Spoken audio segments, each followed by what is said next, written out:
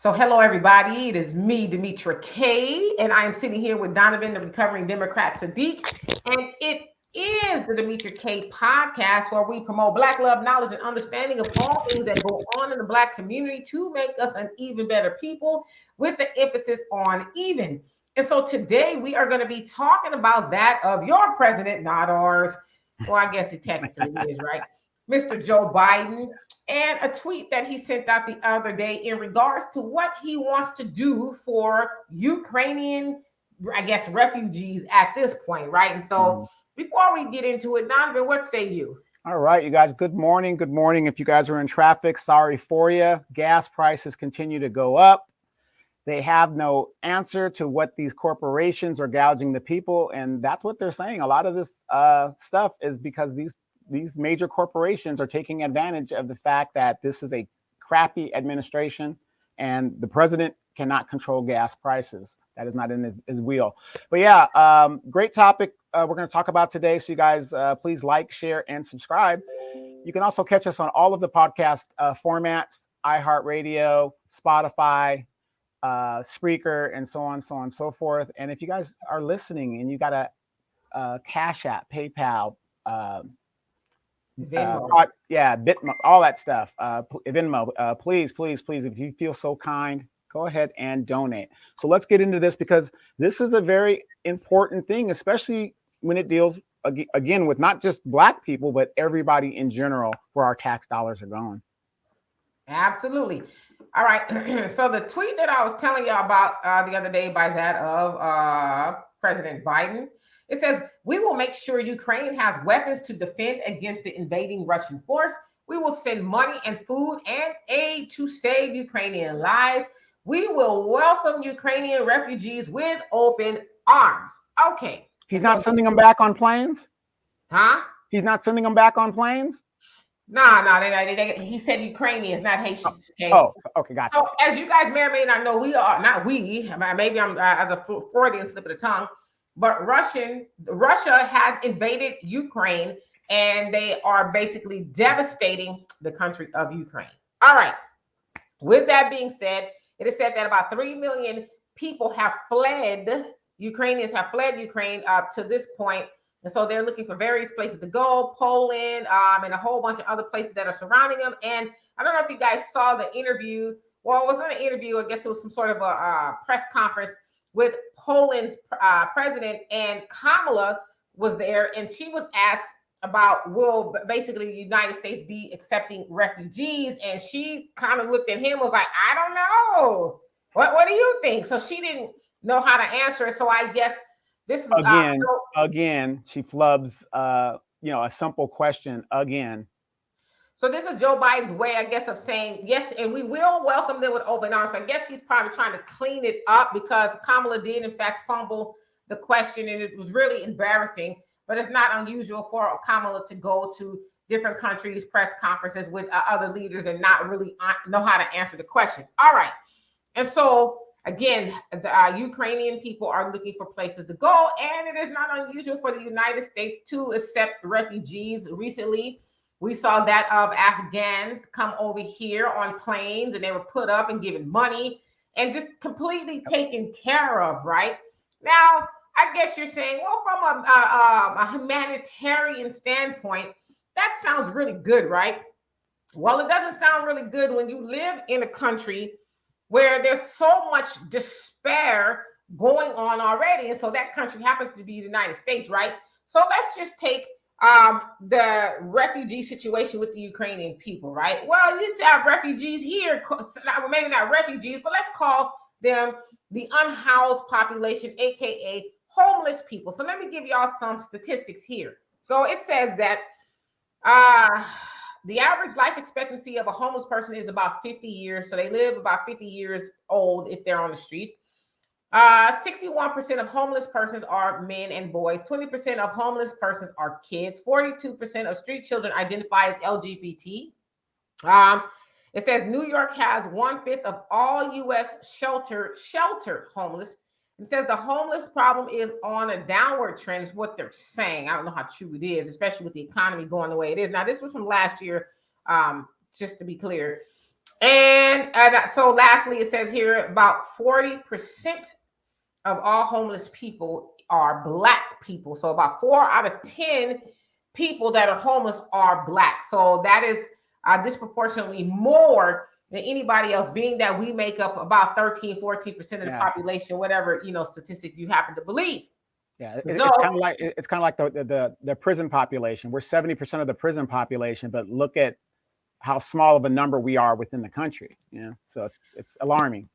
Right. And so when you hear and see, President of the United States talking about what they will do for another country, and not to mention that they've sent billions of dollars over there already, but they're telling you at the same time, in the same vein, out the same mouth, that you as Americans are going to have to brace because things might get hard, due to the war over there, because they're putting sanctions on Russia and Putin and all of that.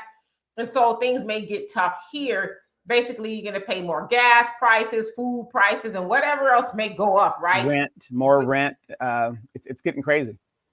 But yet they're telling you, that you need to brace for hard times, but yet they're going to go make things easier for people that do not live here. So I was always taught that you should take care of home first. Now, you guys also got to remember, this money is not just materializing per se out of thin air. It is taxpayers' money, right? So when you pay taxes, that money is going to help other people that do not live here, not yet anyway. And so with the other party says, when we will welcome Ukrainian refugees with open arms.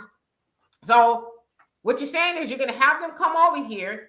And when you welcome them, are you going to put them on the street with the rest of the homeless population in America? Or are you going to house them, give them food, give them money, and a whole bunch of other things that you should be giving to people who live over here? And so this subject, when I saw this tweet, it really angered me. For one, is because there's a lot of people who will continue to defend the Biden administration. Now, admittedly, other administrations have done it, but we've seen this administration do it quite a bit within a year plus time that they've been in the White House. They've helped so many other people. And to the point that Donovan made a minute ago, Haitian people, when they converged onto, the borders or whatever, or into America from the Mexican border and all of that, they most immediately, expeditiously sent them all back. And you haven't heard one peep else about Haitian people. They could not wait. In fact, they said, we don't have the resources to take care of them. And so they sent them back. But yet, Black people are the reasons that the Democrats are in office, but they do nothing for Black people here and nothing for Black people abroad. So we're going to have that discussion, and then some other stuff. So Donovan, what say you? And you bring up a good point when you talked about these Haitian refugees who are fleeing a failed state. Their president had probably, because of a coup helped by the CIA and all other aspects, killed their president. So these people are legitimately coming here for asylum politically and humanitarianly. But we're going to fly over 300,000 Afghans into the United States. Now, you guys got to remember, and I'm not saying this to be derogatory about people who are from Afghanistan. I was over there myself. But we're flying people into this country who weren't loyal to their country. These are people that helped us. So by definition, those people could not stay there because their own people would kill them because they're geared as traitors. These are the type of people we want in the United States. If they can't be loyal to their own country, how much loyalty are they going to have when they get here? Right. And a lot of people, don't think about that. But it just seems to me that when it's melanated, people that are melanated that come into this country, they get all of the hassle and all of the business. And here's the funny thing. It's the Democratic administrations that keep melanated people out of the country. How many of you guys remember, if you're old enough, during the Clinton administration, because Clinton was the first black president and everybody was loving Clinton, right? He was getting rid of Haitians and Cubans and sending them back. They couldn't even jump, on the land. And some of them that were on the land, he sent them back anyway. I don't remember any Republicans doing that. You know, so it's just amazing to me how when it comes to Black issues, we are failing. And I've said this on my podcast and on my shows and in different venues. Why is it that people do not want to accept the fact of what is? Now, I know you guys are watching all these DC Marvel and Marvel movies and stuff, and you're binge watching and you're going into escapism like they did in the Great Depression, watching movies and stuff. And that's great. I'm a comic book collector myself. Infinite Earths. There's like, depending on what Infinite Earth is, the outcome is different, right? What if? It's different. But the fact is, we're on this infinite Earth. And what they're doing to us is reality. And as a Black people, I'm sorry, you guys, we are failing. 70% of Black people are failing. If we're such a small bit of a population in the United States, but we make up the biggest group in the prisons, we are almost more than half of the homeless people. By my definition, that's a failing group.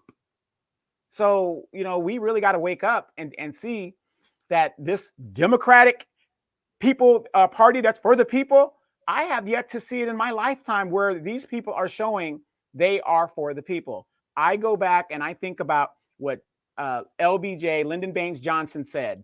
I'm going to sign this civil rights legislation, and it's going to make those niggers vote Democrat for the next 500 years. And he was never so right. So absolutely. So it should also be said too that Putin has banned Biden, Clinton, all the Clintons, Secretary of Defense, Lloyd Austin, and a couple other people, like 13 people, from coming into Russia or doing anything in Russia. And if they have businesses or money or any assets over there, they have been frozen. Now, we don't know if they have them over there or not. I'm sure they do, to some degree. And so I guess it's in retaliation from Putin to them for being sanctioned, right? So it's going to get more interesting, if you will. But yeah, so you have the president here talking about all the things that he wants to do for other people, but it's like it's madness. Do you guys know that in other countries they would be turning the F up if their leaders, so-called leaders, did that to them? You literally have people starving in the streets. And regardless of how you feel about homeless people, because somebody might say, oh, well, they're homeless people, they just lazy and all of that. There's a whole bunch of reasons that people are homeless. And so I don't think we should judge. But the fact that we do have homeless people and the United States continuously talk about humanitarian efforts is like, well, why are you so more concerned about being a humanitarian with other people than you're not that way with your own people, right? And so the other thing is the United States really don't have a leg to stand on as far as talk about humanitarian, because they've done so many evil things to people around the world. They are huge. And when I say they, I'm talking about American leaders, war criminals that they will not answer for the things that they've done. And so it's like and I think it was Putin that said it. North Korea, a lot of other leaders have said this about our people over here. Our leaders, like, y'all are the last people to tell somebody that they're doing this and that against their people. Let's take Muammar Gaddafi, for example. They got American people to think, oh, he's such a horrible person. He's doing this and that to their people, his people. And that's why we need to go take him out. Saddam and everybody else. But they never, ever answered to the things that they've done to people here and abroad. And so this is why I kind of, and don't take me wrong, because I know somebody's going to get me wrong when I say this. Of course. I love the fact that Russia has taken the stand that it has taken with America, because it's like, oh, you thought you was the big bad wolf, huh? Well, if you're froggy, leap. If you're froggy, leap. Because y'all been talking about everybody else doing stuff, and now y'all want to, and if I'm Putin, now you want to say I'm a horrible person, but y'all never have to answer this shit you do. So now I want to see what you guys are going to do about me. Right, exactly. When the other big bully on the block steps up, wow, it's kind of amazing how we pause at what we're going to do. And you brought up a good point in regards to what Russia said. But let's not forget the other bully on the block, China. China constantly tells the United States, you better stop talking about our human rights violations, because we know in China they are executing Muslims and all kinds of stuff that's going on in China, right? We are not on this platform. We're not saying that's right at all. But how can you go and talk about human rights violations against China and other countries, and yet you could take those same violations that you do toward Black people in the United States? Did we not just see George Floyd get choked out and murdered on live TV? Breonna Taylor and all these other things. And you know what the sad thing is? The United States government never has an answer to when those diplomats bring up those questions when they are in negotiating and meetings about human rights violations. They never bring that up. The China never says that they're not doing it. Their concentration camps and stuff like that. They go, yeah, we got these are political prisoners. This is what we got. This is what we do.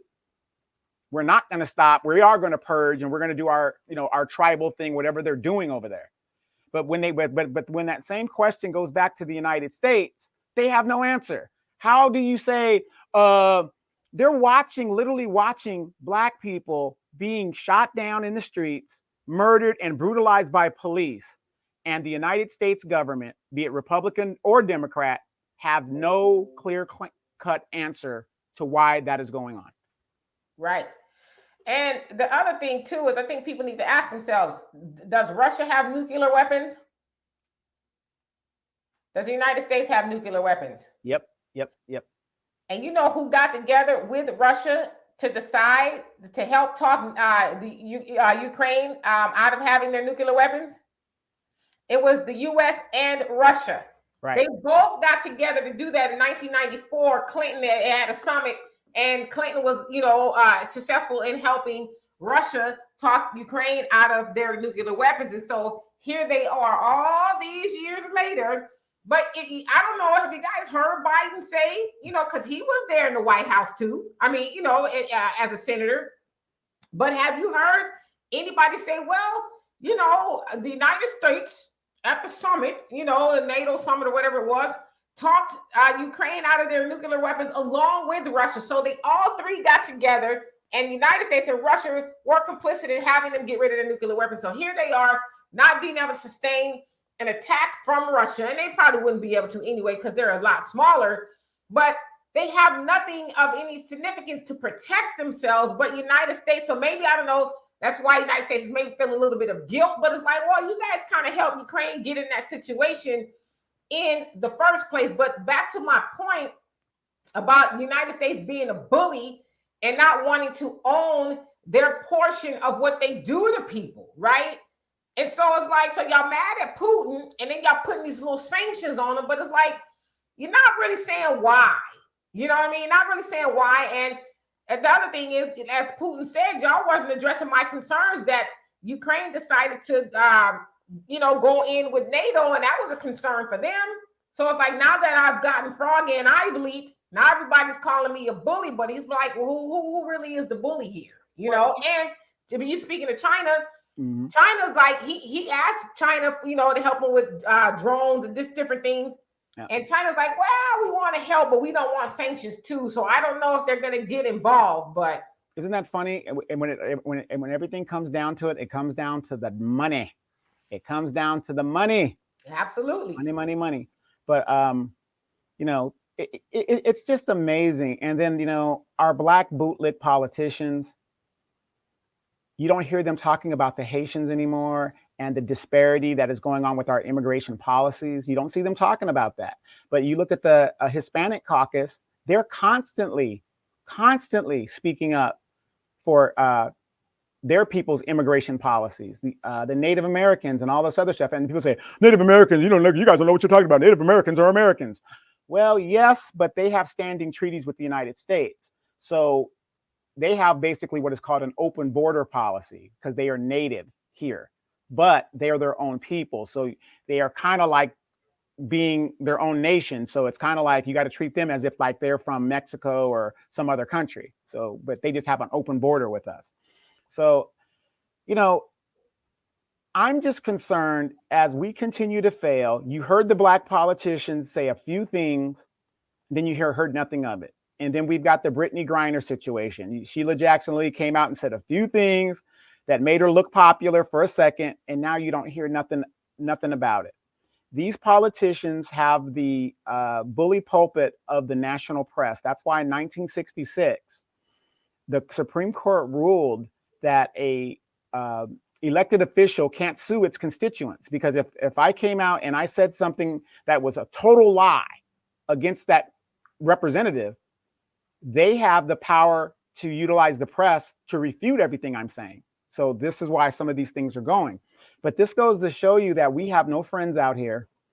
I mean, isn't it funny that the people that are pseudo friends, and I'm saying pseudo, our pseudo friends will speak up for us, but the very people that look like us will not say a word that will tip the apple cart, per se.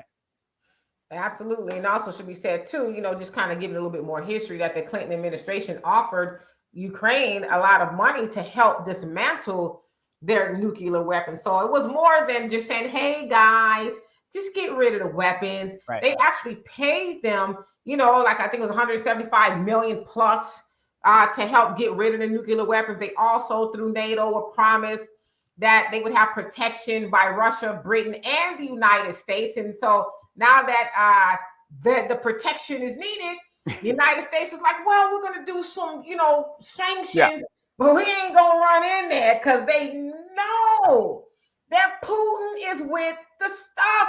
Like, I'm not saying it's right what he's doing to Ukrainian people. I'm not saying that. So please don't mistake me in that. But this man and, his army or whatever, they have gone over to Ukraine and it just leveled the place, killing all kind of people. And all the nations, have you seen Britain running there at all? Have you seen the United States running there? Those are the people who were supposed to be getting, and Russia was like, well, we lied. We actually are the reason you need the protection.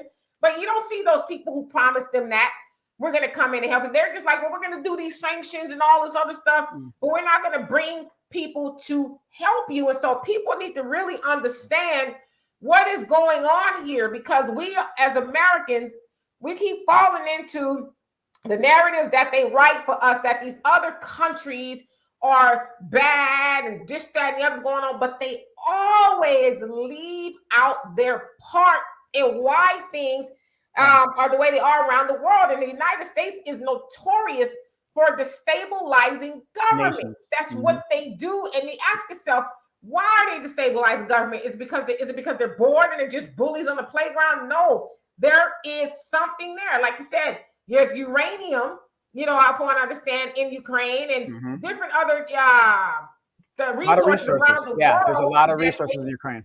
Yeah, a lot around the world that they seize. So be mindful, do your research. Be mindful. Yeah, I mean, what was one of the first things? See, I know people do not like Trump because he's so disrespectful, but the idiot is honest. He said, go into Libya, just take the oil. He's letting you know what the policy is. We're going in there just to take it.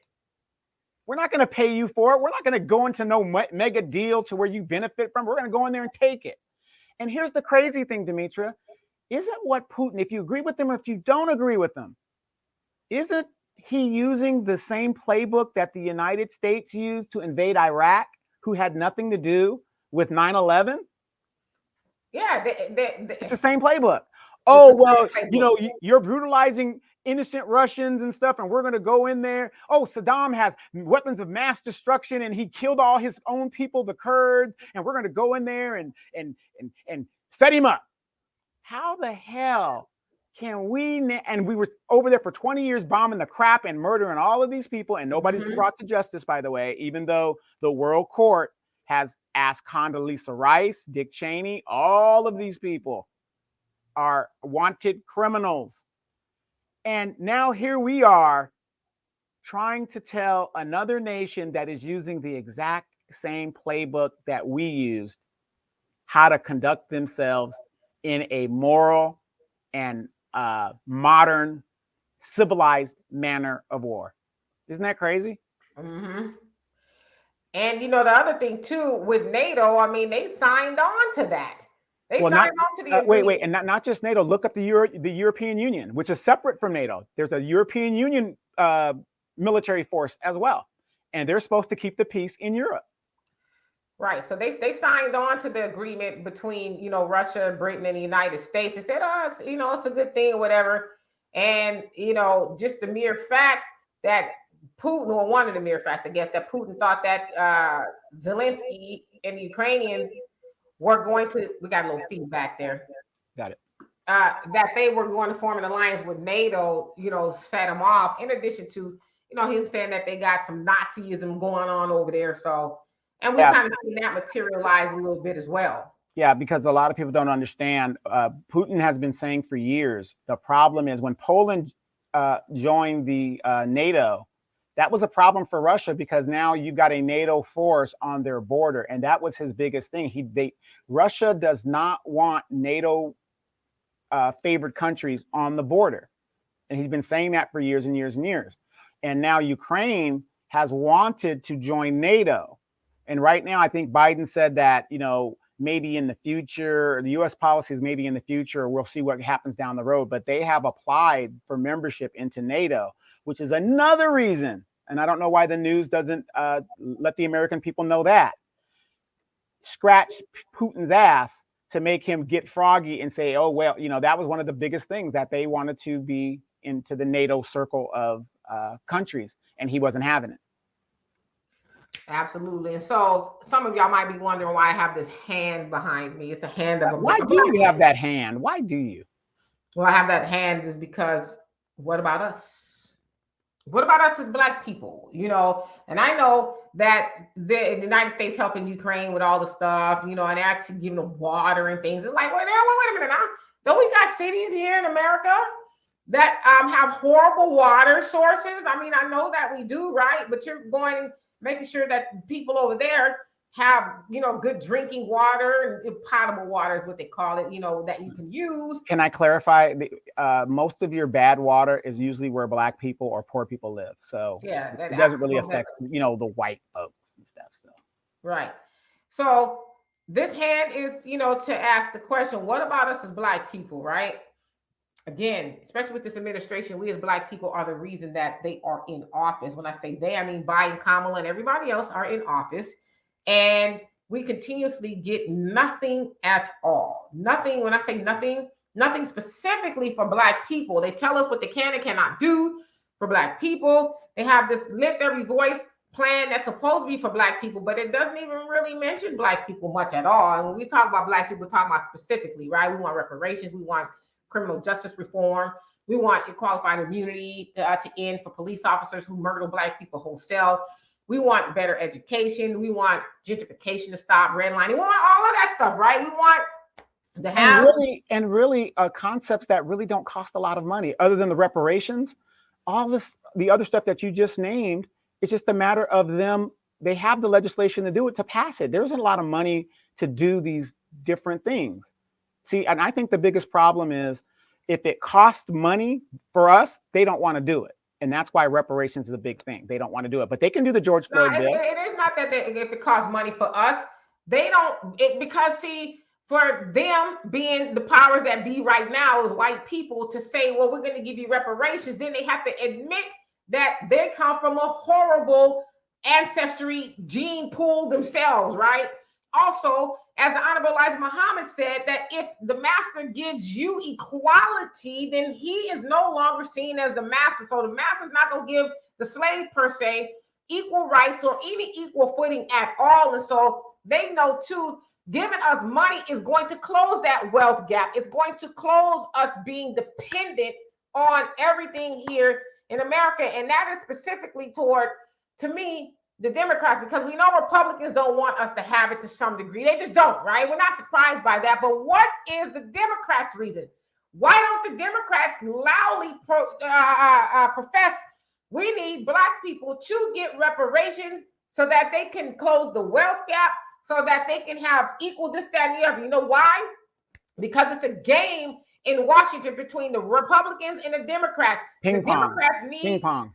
They need that stronghold over the Republicans, and that stronghold is us. We help them keep that, right? Strong voter base, that guaranteed voter base. Us dependent on them for all these programs, things like that. So reparations is not something they're interested in, because they know that most Black people, we get it. I don't know about most, but a lot of us that get it, we'll say thank you. Politics, we don't care about it, because really the only reason why Black people are in politics is because we're lied too often about, well, we're going to do this, we're going to do that, we're going to do this.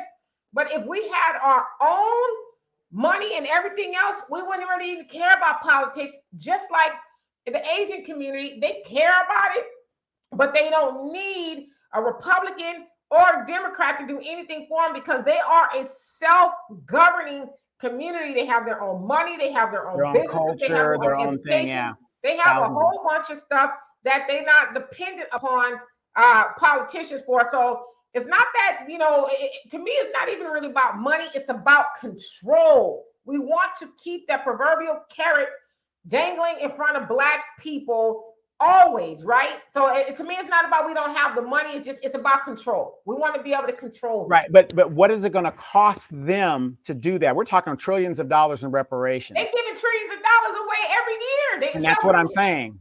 And that's my point. When it comes to Black people, it can't be done, but you're giving all this money out like candy. And then what Biden didn't want to do through the Congress, he's doing by executive order. But when it comes to specific things for Black people, a good example, what's it going to cost for him to write an executive order on this police commission, presidential police commission that he talked about on the campaign trail?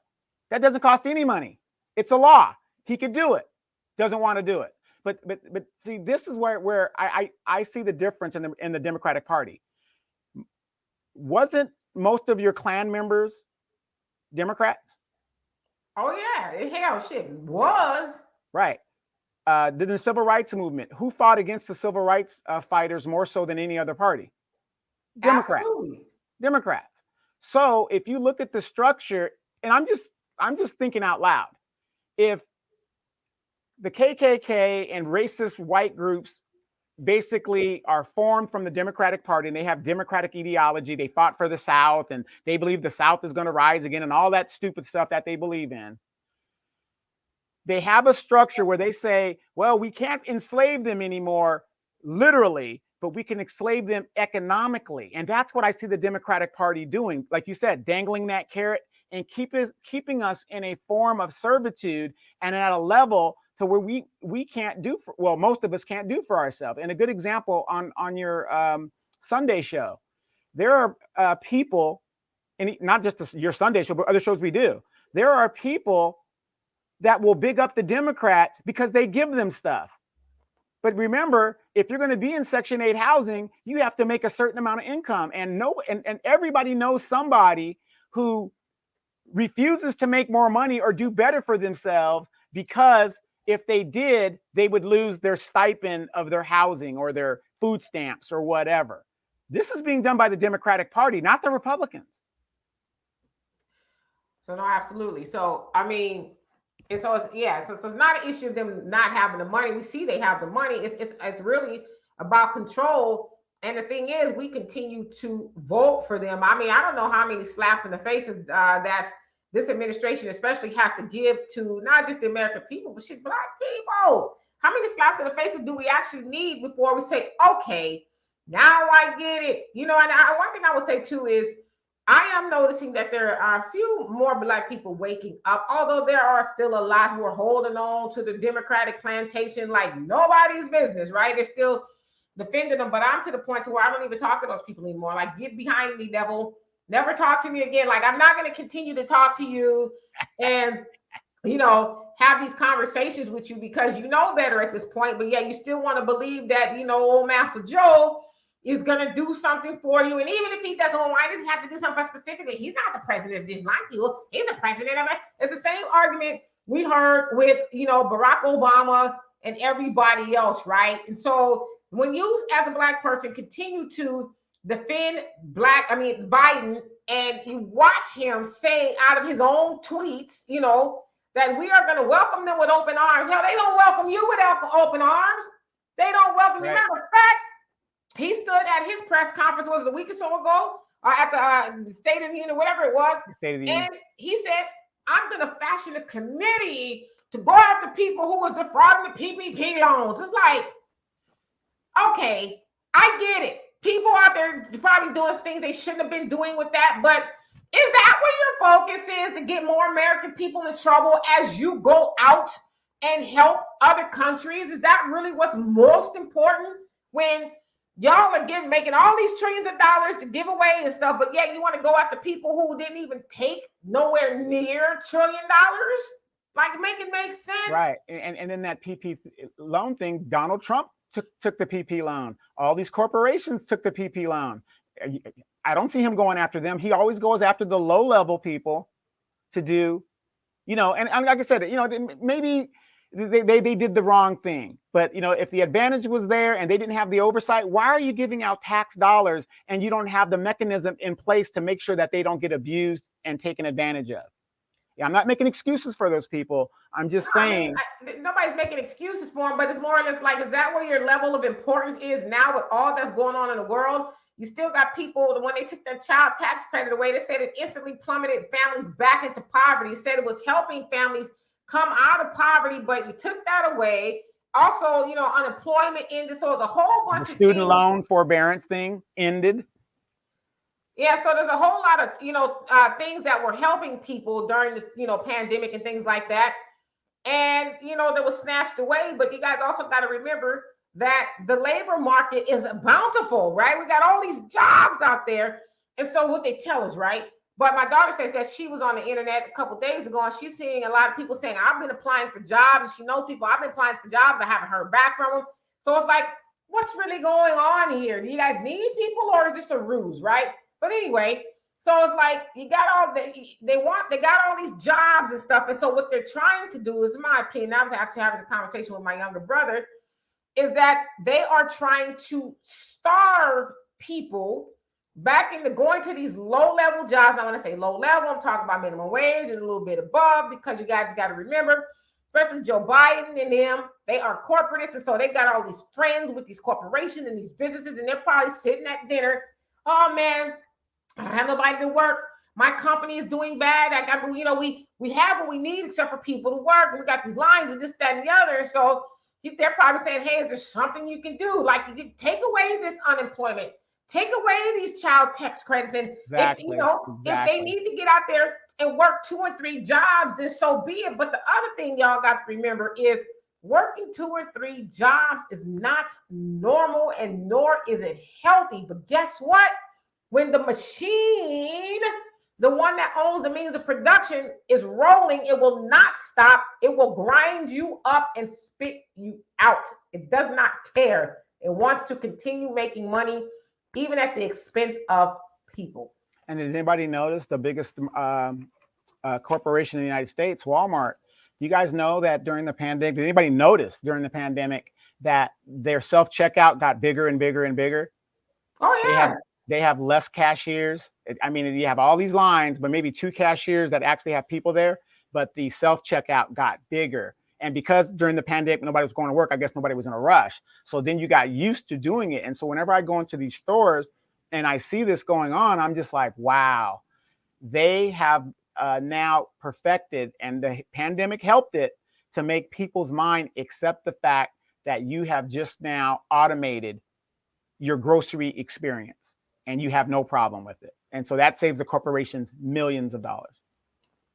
And so there's a little bit more science to it than that. I mean, you got to think about it from a corporation point of view. When you're dealing with humans, right? Humans are going to be humans. Humans are going to get sick. Humans are going to call off. Humans are going to want to go on vacation. Absolutely. Humans are going to get pregnant. Humans are going to do a lot of things humans do. And so they're going to need time off. And it costs the company money when people don't show up to work because they have a labor. So there's a lot going on with that. And so what they began to do is to automate their businesses and say, hey, how do we get rid of all of those human issues, right? Let's get machines in there. Machines are going to be there. They're going to work around the clock. They're not going to complain. They're going to want a lunch break. They're not going to want anything but just the work. And so we need to figure out how to avoid the human aspect of it, even though we need humans to come in there and spend money, but we want to get rid of the human aspect of it from the other side of the counter. And a perfect example of that too is if you've gone into the bank, within the last couple of years, and I use Chase for an example, you go into Chase. Before, they used to have a whole bunch of tellers. Now they got 1, maybe 2 if it's busy. And then in that branch, they've closed, like literally boxed off and boarded up where the other windows used to be, because they don't want you to go in there and say, Well, you have all these windows. Where's all the people? They need to open up some more windows. They don't want you to subconsciously think that. So they boarded the windows up and they put all these machines out there that will help you do just about anything besides open up an account and some other things, but you could do almost anything else you need to with those machines. And so most people who are older, still kind of acclimating to the machine aspect, when you go there on the first or wherever people get their money, see these long lines and people are having to endure that. But eventually they're going to start saying, okay, well, let me figure out this machine because I don't want to continue waiting in these long lines. So it's a science to it. You know, but I mean, but you're seeing it everywhere. McDonald's. I saw a Church's Chicken trying it. I don't know why, but you know, it's Church's Chicken. But let me ask you. Why? Yeah, well, I know why, but you know, but you know, so the other day I saw Al Sharpton, and he was summoned to the White House because they're saying that the Democrats are seeing gloom and doom come this fall in the midterms, and they summoned Al Sharpton and all the other bootlick black folks because now Biden is now, even though he's trying to move to the middle to appeal to those Republican conservative white voters and those blue Democrats, a political pundit is basically probably telling him that's not going to be enough. If you lose a certain amount of black voters, it's not going to look good because he's looking at 2024. So what is your take on these black bootlicks that still harp for this democratic thing? Because things are starting to change, like you said, as people are waking up. What is your take on the midterms? And what do you think is the strategy that I mean, what could he possibly say to black people in a re-election? Well, you know, I don't even know if to say fortunate or unfortunate part about that is there's a lot of black people who still listen to Al Sharpton. You know, if you dress something up really nice, you know, you're more than likely to be, you know, tuned into it. And so Al will give a rebel rousing speech as to why and democracy is in danger and all this other stuff. But the other part about it is they get money. I just did a report on the African Diaspora News Channel. It's not up yet, I don't think, where it said that the Health and Human Services Department gave like $60-something million to different TV stations, radio stations, and YouTube channels, if you will. And the Breakfast Club was one of them. They got money to advertise the pandemic and the COVID and the vaccines and stuff. And so I say all that to say is that they're giving that kind of money out to, and this was to disseminate messages to the black community. It said that the white media outlets got more of the money. So white media outlets that cater to black audiences, they got more of the money than black outlets that cater to black people. So I say that to say that there's money given to certain people and entities to go out there and reach black people. And so let's say Al Sharpton is one of them. I don't know for sure, but he probably is, right? That's getting some sort of his Action Network, which doesn't really exist, but it exists. So he's getting let's just say he's getting some sort of a kickback. So of course he's going to go out there and spew the talking points of the person who was writing the check. Hey, y'all, don't let these Republicans, they bad people. Don't let them take over. If they take over, you're going to be back on the plantation. Don't listen to this new black media Negroes. They don't know what they're talking about. Yeah, so they bring Al Sharpton as that guy in the black community to go and sell black people on why. I'm telling y'all, we didn't even talk about this before. We got, when 2024 comes, we got to make sure Trump don't get back in office. Now that the midterm elections coming up, we can't let the Congress turn red. We got to keep it because they're going to get rid of all these rights and this, that, and that. But as black people in America, ask yourself this: what rights do you have now? Are the Republicans going to take away anything you don't already have? And if you have it, are they going to take away anything that you use correctly? You ain't going into those voting booths and making the right choice for your people. You're going in there and making the right choices for everybody else, even to the tune of the Congressional Black Caucus. They go in there, they get your votes, and they go and they advocate for everybody else. And so ask yourself, when you hear Al Sharpton or any of these other people, that the usual suspects, come tiptoeing around during election season and they tell you your democracy is in danger, ask them, well, what democracy do I have as a black person anyway? Ask them that. And if they're not able to, even if it's Al Sharpton or anybody, your neighbor, your pastor, somebody come with that bullshit, ask them, well, what democracy do I have now? And if they can't answer that, they don't know. It's a shell of a talking point that they give to people, and forgive me when I say this, that are ignorant and won't research or just ask basic questions, period. Right now, the Democrats control all three forms of government. All three forms of Democrat Party is doing that. Did you hear that the Congressional Black Talkers, and especially in the woman caucus within that caucus, has formed a group that is going to fight for Sister Girl going to the Supreme Court to counter the Republican, whatever their talking points is, to not nominate her, which is another form of symbolism in regards to that. So let me get this straight, Demetra. If the Congressional Black Talkers and Sheila Jackson Lee and the black women who are the backbone of the Democratic Party supposedly are smart enough to form a group to circumvent talking points of the opposition to make sure that this woman gets confirmation, why can't they do that when it comes to specific issues that deal with black people? Because they are gatekeepers. Those people get the job, and you ask yourself, what are they gatekeeping? They are gatekeeping the status quo for white supremacy.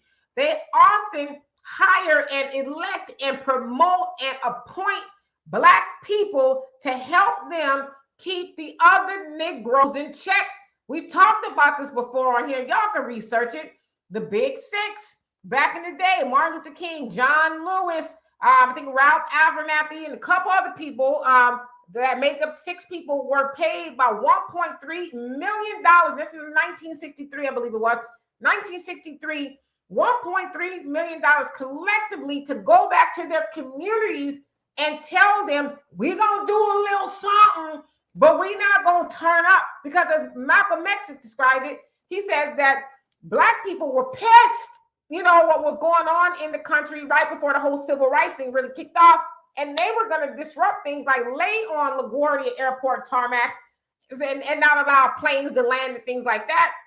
So Kennedy was like, listen, you, the 6 prominent Negroes, go back to your respective organization or churches or whatever it is and tell them, yeah, we'll do a little sit-in here and there. We'll march up the street, but don't do nothing too froggy. Because at the end of the day, if black people turn up, then it's going to disrupt the normalcy of white people and white money, and we don't want that.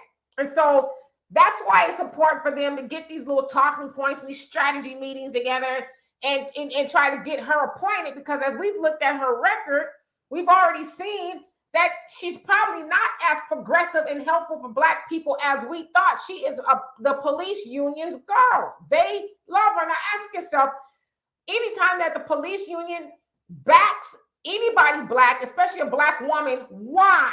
And it's usually because that particular person is pro-police. So imagine if something goes to the Supreme Court that needs to have a ruling on in regards to police brutality or something. How do you think she's going to lead?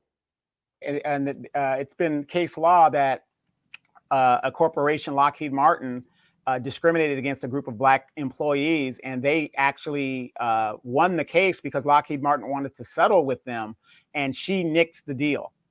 Yeah, she screwed them out of $55 million. Yeah. And, Kamala Harris, I'm the top cop in California. She even had her little badge and stuff like that. Val Demings, a former police chief. All these people, and ladies, I'm sorry. I know you guys want to, pat yourselves on the back and stuff. I would be embarrassed to be running around here talking about black women are the backbone of the Democratic Party, and yet your sons are being shot down and incarcerated in prisons, and these people are doing nothing about it. Well, yeah, and so they should not be saying that the backbone of the Democratic Party without dragging the black man with them, because again, the black man wasn't that far behind black women in voting for the Democrats. So black people as a whole are complicit in helping black people get nothing. Now, I get why they call Black women the backbone of the Democratic Party, because Black women, for one, they vote a little bit more for the Democratic Party than they do Republicans, but they are so outspoken. And also, it comes from that of slavery, of big up in the Black woman and pushing the Black man down. And so it's just more of that lingo to say, it's the Black woman that's responsible for this. It's the Black woman that's responsible for this. And the Black man, y'all need to get it together. Y'all over there with Trump. But it's like they ain't over there with Trump as much as they are purporting that Black men are. But it's a subliminal beatdown of the Black man to say, well, if it wasn't for Black women, shoot, we wouldn't be nowhere in this country. But it's like, to your point, what if you're the backbone of the Democratic Party, Black woman? What are you bringing any bacon home for Black people? Because that's what white women do when they go vote for somebody. That's what Hispanics do, or anybody else when they vote for somebody. They bring the bacon home for their community, but Black women cannot continue to talk about, I'm the backbone of the Democratic Party, and you got your people at home starving. You're out there and you're no better. Forget this. Don't get mad. Get mad if you want. You're no better than a prostitute walking the boulevard and getting nothing to show for it. Period. Absolutely. Because, and I like the way, and this ain't about, these are just facts. Hillary Clinton ran for presidency. Why didn't she win? Because white women refused to vote for her. They didn't go with the sister girl thing and stuff like that. They knew that this woman had a problem. She had issues in her background, all sorts of stuff. But yet here we are. We see the disparity going on within the community of Black people. They couldn't even pass a George Floyd bill. All these Black women in Congress, and they haven't said a word. Nancy Pelosi the bill is dead. She's not going to bring it up. But yet, these people go lockstep and have access to Nancy Pelosi and putting no pressure. What would be more beneficial to Black people than to pass a qualified immunity bill, which was also, by the way, when they were negotiating that, it was led by Black women. And what did they say when they get Karen Bass? When it couldn't get done, we tried. Yeah, and I mean, in a Black man, James Clyburn, he says, well, I'm willing to take a qualified immunity, getting rid of it off the table to pass the infrastructure bill. We'll come back to that. And to your point, they haven't come back to it. They're not going to come back to it. Now, James Clyburn is the number 3 Democrat, or, in the House or whatever. And he's the one that delivered the presidency to Biden. But yet here he is talking about, well, getting rid of qualified immunity is not that big of a deal, but you didn't help everybody else get something. Getting rid of qualified immunity specifically helps Black people, because Black people are disproportionately murdered wholesale by police officers, and they get away with it. And so when you say incarcerated, look how many Black men are being exonerated from prison. And in some states and municipalities, they don't get those years back, and they can only get a certain amount of money. I read one article where the guy was incarcerated for 12 years unjustly. He can't sue the prosecutor who put him in there, even though the prosecutor had the evidence. The city only gave this man $16,000 for 12 years of his life. Well, so again, those are the things that need to be thought about when you're going to the polls. And so, I hear people talk about, they're trying to take away voters' rights and this, that, and the other. It's like, you don't do the right thing with the damn votes anyway. So why do you care? I really get frustrated when I hear that talking point going forward. Now, I'm not saying we don't need voters' rights, but if you get voters' rights as Black people, you're going to continue to go vote for oppression. So what is really the difference? And nobody's ever really able to answer that. You go, I gotta say, today, they give you voters' rights. Okay, you're gonna have the right to go uninhibited. You're not gonna have to take all these tests and bring all these licenses and all this other stuff that they're asking, right? They give you voters' rights. You go in there, what are you gonna do with it? You're gonna do the same damn thing. You're gonna vote for the same Democrats who won't just go hard and fast in the paint and say, we are not going to make anything else move until Black people have the right to vote. And this is not voted upon every 25 years. We're going to make sure that Black people are a protected class of citizens in this country. You guys don't go and vote for that. You guys go and vote for, well, they tried, or they said they would. Y'all don't go vote anything progressive. I had a conversation with a black woman online the other night. She says, well, you know, the Democrats, they do have a progressive part of the party. I said, that's another way of saying Democrat. I said, you could call them a progressive if you want, but they're still a Democrat. I said, no, you talk about your AOCs and your Ilhan Omars and all these, like, you know, people up in there. I said, but what happened? They went in there with a big old, oh, we're going to do this. We're going to change the system. And they ain't said shit since. Haven't done a damn thing. As a matter of fact, against Joe Manchin, they were like, well, he promised he's going to do this. And what did Joe Manchin do? Gave him the big finger and blocked everything. But speaking of the voting rights bill, because that's why I kind of want to interrupt you, because I wanted you were going in the right area. Is that a farce? Because don't you need ID to drive a car? Don't you need ID to get social benefits? So, I mean, I get all of that. I get it. I don't think the ID thing to me is big of a deal. But the point that I was making is people are whining and complaining about the civil rights. But it's like, do you realize the votes that you continue to make is the reason why you don't have civil rights? Because you're not, or voters' rights rather, because you're not putting anybody in there that's really going to go and do what they say they're going to do, right? You keep voting for your Auntie Maxines and your Sheila Jackson Lees and your Jim Clyburns and all these older people. I want to call them old, but older people who have held that office for so many years and have done nothing specifically for Black people. You keep listening to your Al Sharptons and all these other talking heads to keep telling you to keep voting for oppression. And then you whine about we don't have voters' rights. They trying to put us on the plantation. Well, who do you think is going to be the head Negroes on the plantation? It's the same people you listening to. Right, exactly. But, you know, again, there are a lot of older people that are waking up. I mean, I talk to them all the time. That, you know, they didn't know this, they didn't know that. One of the things that I always say is the most dangerous thing to a democracy is an uneducated electorate. Everybody's got smartphones. It just takes a couple of seconds to Google your information. I have a podcast called Black Politicians Ain't Shit. And what I do on this, I go and I look at their congressional record, and you will find I don't care what Black politician you pick in the modern day that is in Congress right now. I will guarantee you they do not have any legislation specific to Black people, but they have Dreamers, they have the Asian crime bill, they have the Indian casino people, the Ukrainians. Look at their voting thing, but nothing specific to Black people, but symbolism. Yep. And so we got about 2 minutes before we get out of here. And I just want to say this, Black people, don't come to me no more saying nothing else about Trump. Okay. Now, when I say that, I'm not saying that Trump is a good dude. Trump's got his issues. Yes, he does. But don't you fix your black mouth to say nothing to me about Trump until you start talking about Biden.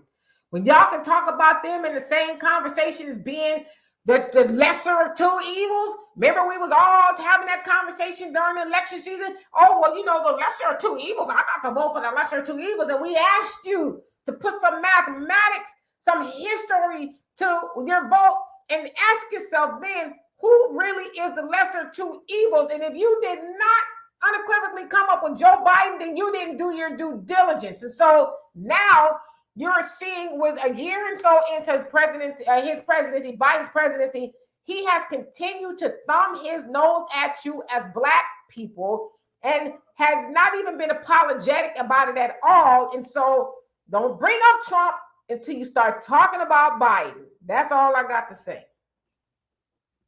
There it is. And I'm in total agreement. So again, you guys, thank you guys for joining us. Do not forget to check out Demetra K on Sundays, 3 p.m. Pacific Standard Time, 5 p.m. Central Standard Time. We talk about all kinds of topics and things of that. But the thing about that show is you are the co-host, and Demetra reads every comment, and we are one of the few shows that actually do that because what you say also matters in the conversation. So, Demetra. Absolutely, y'all. So we love and appreciate you if you made it this far. And again, we have a Cash App, Venmo, PayPal. If you want to help donate to this channel and keeping Black media, bringing you the news you can use. Also, we are on iHeartRadio, Podbean, Spreaker, Spotify, and a couple other outlets. We'll get those all up for you if you want to listen to them. But anyway, we'll see you guys Saturday for a Saturday podcast. Peace.